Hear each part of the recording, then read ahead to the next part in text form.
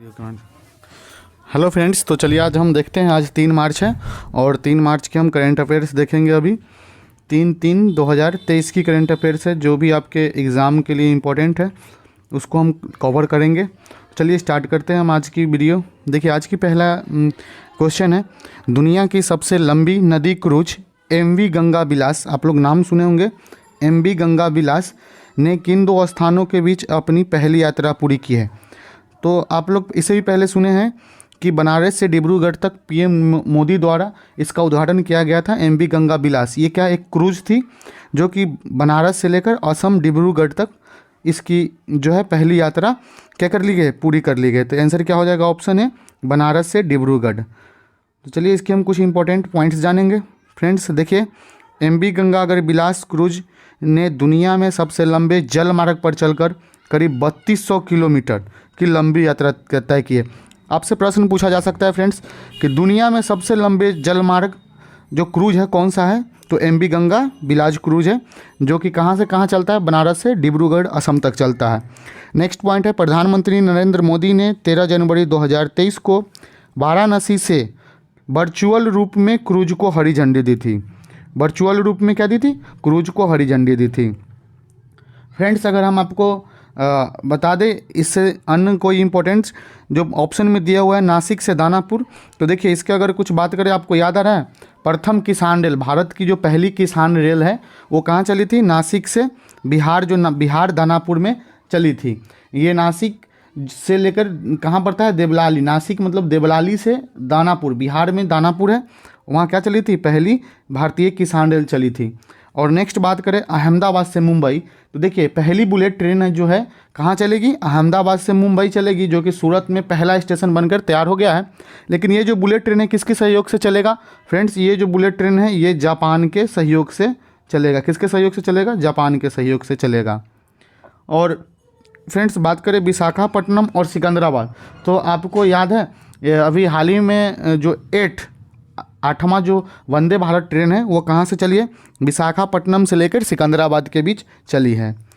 चलिए friends next question है आपका, मंदिर अनुष्ठान कर्तव्यों के लिए रोबोट हाथी को शामिल करने वाला भारत का पहला राज्य कौन सा बना है।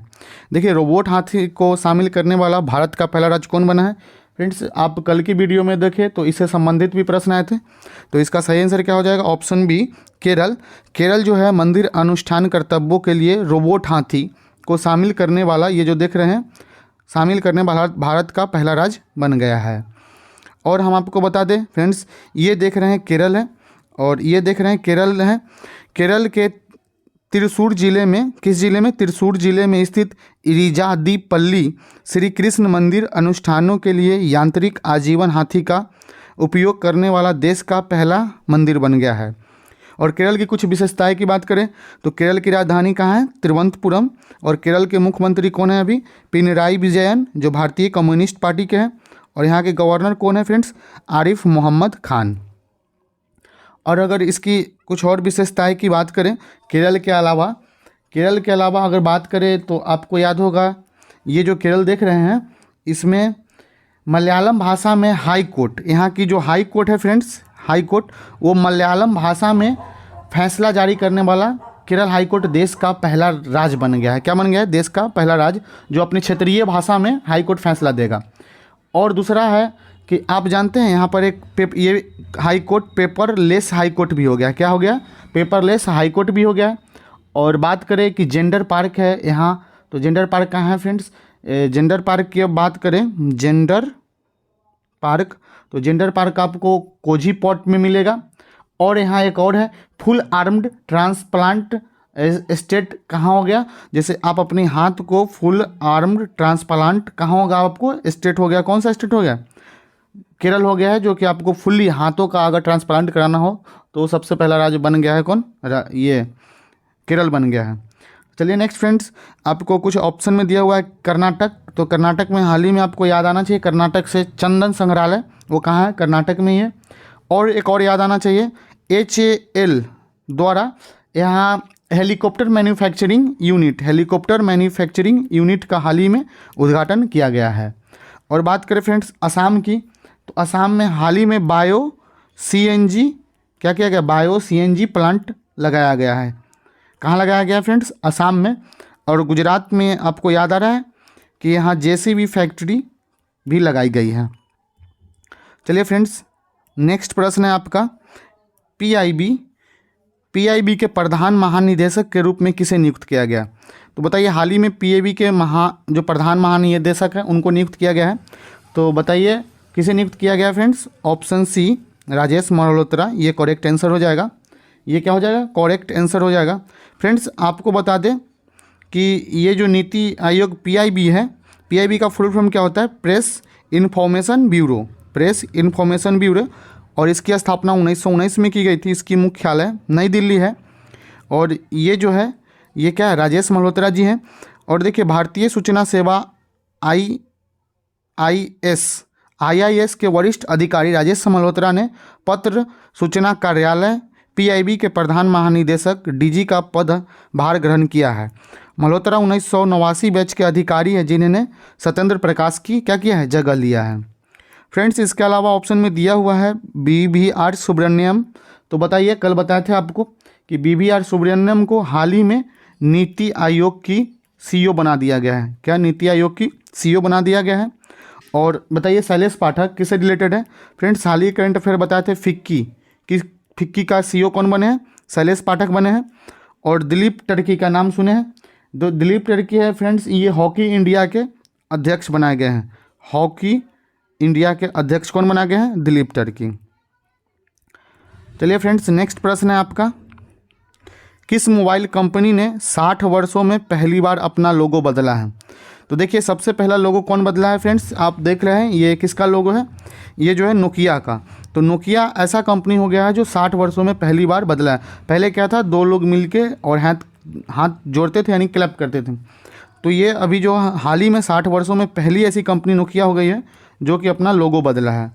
तो फ्रेंड्स आपको हम ये भी बता दें कि सैमसंग, इसके अलावा सैमसंग की बताएं तो सैमसंग कहाँ की कंपनी है फ्रेंड्स, ये साउथ कोरिया की कंपनी है जो नोएडा में अभी बड़ी फैक्ट्री स्थापित की है। और बता दें एप्पल, देखिए एप्पल जो है, आपको बता दें ये भी कि ये जो है सेकेंड मोस्ट वैल्यूएबल ब्रांड बन गई है। कौन बन गया है, एप्पल। तो पहले स्थान किसका, ये पहले स्थान रखा करता था, लेकिन अब जो पहला स्थान हो गया है, कौन हो गया है, अमेजॉन। और सेकेंड वैल्यूएबल कंपनी कौन हो गई है, एप्पल। दुनिया के सेकेंड वैल्यूएबल कंपनी और दुनिया के सबसे नंबर 1 वैल्यूएबल कंपनी कौन हो गई है, अमेजॉन। और नंबर 2 ये हो गई है एप्पल। तो फ्रेंड्स ये लावा कहाँ की कंपनी है, ये अपनी इंडिया की है। और लावा ही एक ऐसा भारत की पहली मोबाइल है जिन्होंने 5G सर्विस क्या किया था, दिया था। चलिए फ्रेंड्स, नेक्स्ट प्रश्न है आपका, ब्लूमबर्ग बिलियनर्स इंडेक्स रिपोर्ट के अनुसार दुनिया का सबसे अमीर व्यक्ति कौन बने। देखिए, दुनिया का सबसे अमीर व्यक्ति आप देख रहे थे कि एलन मास्क नीचे चले गए थे, लेकिन फिर से ये जो एलन मास्क है ब्लूमबर्ग बिलियनर्स इंडेक्स में फिर से दुनिया के सबसे अमीर व्यक्ति बन गए हैं। और जेफ बेजोस क्या है फ्रेंड्स, जेफ बेजोस ये अमेजॉन से रिलेटेड है। और गौतम अडानी का नाम सुने हैं, ये जो है विश्व के सबसे दूसरे नंबर पैसे वाले पे आते थे, लेकिन फिर से एशिया की अगर बात करें तो नंबर 1 पे कौन आ गए, फिर से मुकेश अंबानी आ गए हैं। और बिल गेट्स फ्रेंड्स जानते हैं ये क्या है, माइक्रोसॉफ्ट के संस्थापक हैं, CEO हैं, इन्होंने माइक्रोसॉफ्ट का स्थापना की है। तो चलिए हम बताते हैं, जैसे ब्लूमबर्ग जो बिलियनर्स इंडेक्स की रिपोर्ट के मुताबिक टेस्ला के CEO, इनको अपनी एक कंपनी है टेस्ला की CEO एलन मास्क ने एक बार फिर से दुनिया के सबसे अमीर व्यक्ति की स्थिति को पीछे छोड़ दिया है। ये देखिए, ये रहे एलन मास्क। दूसरे स्थान पर रहने वाले फ्रांसीसी बिजनेस टाइकून बर्नार्ड अर्नाल्ड की कुल संपत्ति $185 बिलियन है, जो टेस्ला के CEO एलन मास्क से 187 बिलियन क्या है, पीछे हैं। और नेक्स्ट प्रश्न है फ्रेंड्स, हाल ही में नाइजीरिया के राष्ट्रपति के रूप में किसने शपथ ली। तो बताइए फ्रेंड्स, हाल ही में नाइजीरिया के राष्ट्रपति के रूप में किसने शपथ ली। तो इसका सही आंसर क्या हो जाएगा, ऑप्शन C बोला टिनुबू। इन्होंने हाल ही में नाइजीरिया के राष्ट्रपति के पद पर शपथ ली है। और फ्रेंड्स बताइए, ये देखिए आप देख रहे हैं, ये इसका मैप है। और ये आप बताइए कि नाइजीरिया की राजधानी कहाँ है, नाइजीरिया की राजधानी कहाँ है, अबूजा। कहाँ है, ABUJ अबूजा। और यहाँ की अगर करेंसी की बात करी तो नाइजेरियन नायरा है, और ये जो है वेस्ट अफ्रीका कंटिनेंट में आती है, देख रहे हैं जैसे कि। और एक और बात है, सबसे ज़्यादा अगर आपको अगर नाइजीरिया की याद है, मतलब अफ्रीका की जब याद करें, तो एक थे यहाँ नकोजी अकोंजी। नकोजी हाल ही में देखें, नकोजी अकुंजी, ये क्या थे, WTO की पहली महिला अध्यक्ष बनी है नकोजी अंकोजी ने। और यहाँ इसे जो है नाइजीरिया को, मतलब अफ्रीका को क्या कहा जाता है, अंध महाद्वीप कहा जाता है। और एक और बात सबसे फ्रेंड्स बता दें, यहाँ से कर्क रेखा, मकर रेखा और विषुवत रेखा तीनों जो है यहाँ से इस अफ्रीका से क्या करती है, गुजरती है। और यह विश्व की सबसे लंबी नदी नील नदी यहाँ ही है। नील नदी कहाँ है, और यहाँ पर ही है फ्रेंड्स। इसके अलावा अगर बात करें, ऑप्शन में दिया है जियोजिडिया मेलोनी। बताइए, जियोजिडिया मेलोनी का नाम आप सुने हैं? तो ये क्या है, सबसे फर्स्ट PM जो है, इटली के सबसे फर्स्ट PM बन गए हैं। जो कि अभी बता दें, यूरेसिना जो डायलॉग हुआ है, यूरेसिना डायलॉग में इन्होंने क्या है, 8वां संस्करण के मुख्य अतिथि के रूप में भी रहे थे। और बात करें अब्देल फतह अल सीसी की, तो फ्रेंड आपको याद होगा गणतंत्र दिवस 2023 रिपब्लिक डे जो अभी हुआ है, उसमें क्या हुआ, रिपब्लिक डे में इन्होंने मुख्य अतिथि के रूप में किसे बनाया गया था, अब्दुल फतेह अल सीसी को। और नेक्स्ट प्रश्न, मोहम्मद इरफान अली, ये क्या है, ये गुयाना के प्रेसिडेंट है। गुयाना के प्रेसिडेंट है, तो आपको पता है ये जो गुयाना के प्रेसिडेंट है, इन्हें प्रवासी भारतीय दिवस जो कि इंदौर में हुआ था, इन्हें मुख्य अतिथि के रूप में चुना गया था। नेक्स्ट प्रश्न है फ्रेंड्स, अमेरिकी स्पेस एजेंसी नासा ने किसे अपना साइंस चीफ नियुक्त किया है? प्रश्न है, अमेरिकी स्पेस एजेंसी नासा ने किसे अपना साइंस चीफ नियुक्त किया है? तो इसका सही आंसर हो जाएगा ऑप्शन डी, निकोला फॉक्स। देखिए, निकोला फॉक्स को नासा जो कि अमेरिका की स्पेस कंपनी है, यहाँ की अपनी साइंस चीफ नियुक्त किया गया है। हम आपको बता दें, यहाँ नासा की स्थापना कब हुआ था? नासा की स्थापना फ्रेंड्स नासा की स्थापना फ्रेंड्स अगर जानना चाहें तो 1958 में हुआ था। कब हुआ था? 1958 में हुआ था। और इसकी हेडक्वार्टर वाशिंगटन डीसी है। और ये जो है वाशिंगटन डीसी, ये पोटोमैक नदी के किनारे बसा हुआ है। और यहाँ ही हाल ही में अभी वर्ल्ड बैंक के हेडक्वार्टर, और अभी जो है IMF की भी हेडक्वार्टर कहाँ होने वाली है? वाशिंगटन डीसी ही होने वाली है। देखिए, नासा की जो पहला महिला चीफ है उसके बारे में इंपॉर्टेंट पॉइंट्स क्या हैं। नासा ने लंबे समय से सौर वैज्ञानिक रही निकोला फॉक्स को एजेंसी के साइंस चीफ के रूप में नियुक्त किया है। यह सूर्य के अध्ययन करने वाला पार्कर सोलर प्रोब मिशन की पूर्व शीर्ष वैज्ञानिक रह चुकी है। फॉक्स नासा के विज्ञान निदेशालय का नेतृत्व करेगी। फॉक्स जो है नासा के विज्ञान निदेशालय का नेतृत्व भी करेगी, जो लगभग $7 बिलियन के वार्षिक बजट वाला एक यूनिट होगा। नेक्स्ट प्रश्न है फ्रेंड्स, हाल ही में किस राज्य में पहला मदर मिल्क स्थापित किया गया? देखिए, हम बता दें, अगर देश की बात हो तो देश का पहला मदर मिल्क मुंबई में किया गया था। लेकिन अगर राज्य में अगर बात होता है रिसेंटली, तो ये कहाँ किया गया था फ्रेंड्स? इसका सही आंसर हो जाएगा उत्तराखंड। अभी हाल ही में उत्तराखंड में मदर मिल्क की स्थापना की गई है। ये देखिए, मदर मिल्क की अगर बात करें तो उत्तराखंड राज्य में पहला मदर मिल्क स्थापित किया गया है। और उत्तराखंड स्वास्थ्य विभाग मातृ दूध बैंक स्थापित करने की योजना बना रही है। यह उन बच्चों के लिए आशा होगी जिनकी माता प्रसव के दौरान मर जाती है। देखिए, जिनकी माता जन्म देते ही जिनकी माता की मृत्यु हो जाती है, तो उस बच्चे के लिए हम बता दें, ये ऐसी मातृ दुग्ध बैंक की व्यवस्था की गई है। इसमें क्या होगा कि इस सुविधा के तहत नवजात शिशु तक माँ के दूध का पोषक 4 तत्व की काफ़ी हद तक पहुँचेंगे। और इस योजना के तहत स्तनपान करने वाली महिला बैंक को दूध दान कर सकेगी। कोई भी ऐसी महिला होगी वहाँ जाके अपना दूध दान करेगी।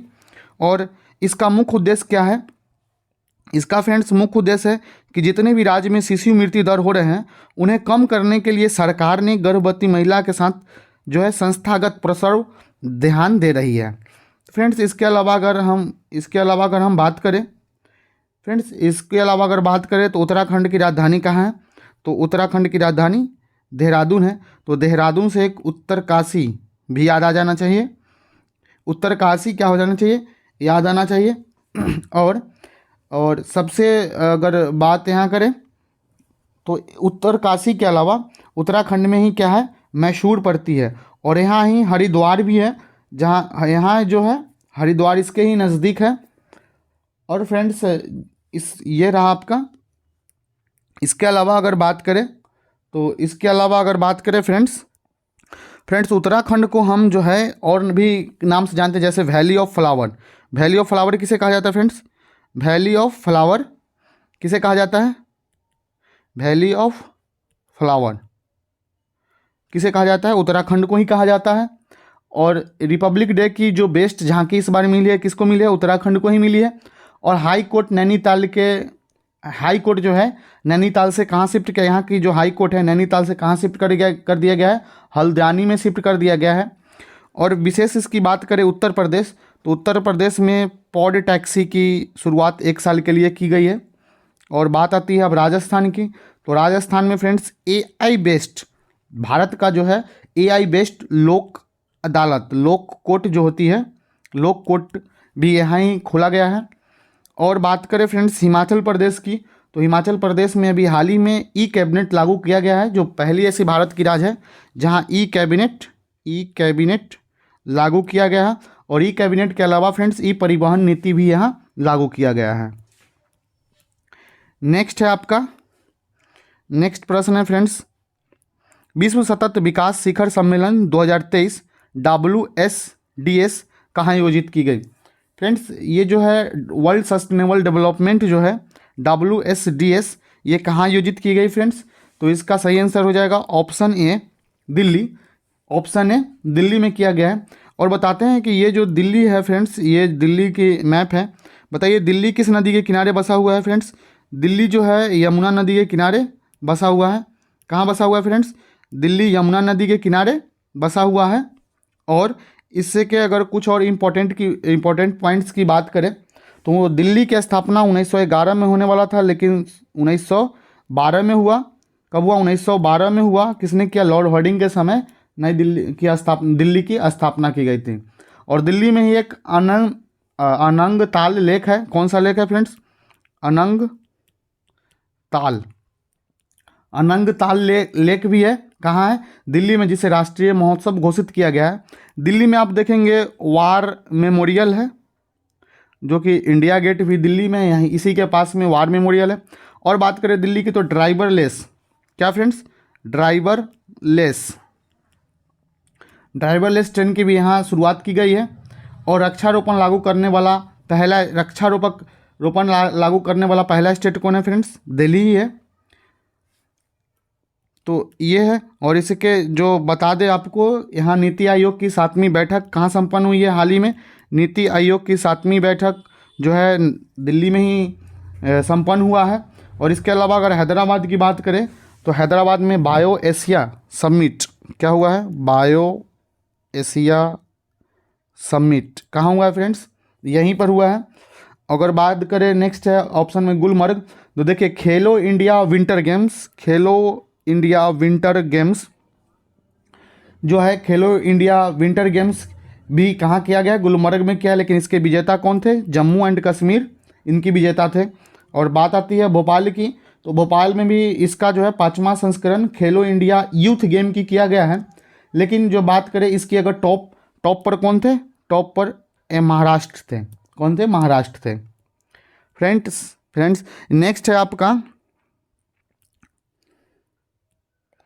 नेक्स्ट है आपका और लास्ट ये आपका प्रश्न है, एंटरप्रेन्योर ऑफ द ईयर 2022 का खिताब किसने जीता है?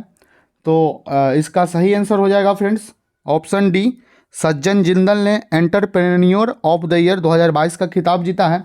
लेकिन अगर बात करें फ्रेंड्स ये जो है केंद्रीय पेट्रोलियम मंत्री हरदीप सिंह पुरी ने भारतीय उद्योगपति सज्जन सिंह जिंदल को वर्ष 2022 का सर्वश्रेष्ठ उद्यमी पुरस्कार से भी सम्मानित किया गया है। और सज्जन जिंदल कौन है फ्रेंड्स? ये JSW ग्रुप ऑफ कंपनीज के अध्यक्ष और प्रबंध निदेशक है। क्या? JSW का। जिंदल जिन्होंने 2021 से 2022 तक वर्ल्ड स्टील एसोसिएशन के अध्यक्ष के रूप में भी काम किया है और 2014 में इंडियन स्टील एसोसिएशन की स्थापना में उनका महत्वपूर्ण योगदान रहा है। और इसके अलावा बात करें कि रतन टाटा, तो देखिए रतन टाटा की जब बात आती है तो इसे असम का सर्वोच्च पुरस्कार असम वैभव से क्या किया गया है? सम्मानित किया गया है। और बात करें आकाश अंबानी, ये कौन है? आप लोग जानते हैं, मुकेश अंबानी के बेटे हैं, बड़े बेटे हैं, जिसे टाइम 100 में इमर्जिंग लीडर के रूप में इन्हें शामिल किया गया है। और बात आता है पूर्णिमा वर्मन की, तो ये क्या है? UNEP United Nation Environment Programme, इनकी क्या है? चैंपियन ऑफ द अर्थ से सम्मानित किया गया है। किन्हें किया गया है? पूर्णिमा वर्मन को। तो ये थे फ्रेंड्स आज की कुछ करेंट अफेयर्स। अगर आपको अच्छे लगे होंगे तो प्लीज़ अपने दोस्तों के साथ ज़रूर शेयर करें और प्लीज़ चैनल को सब्सक्राइब ज़रूर करें। Thank you.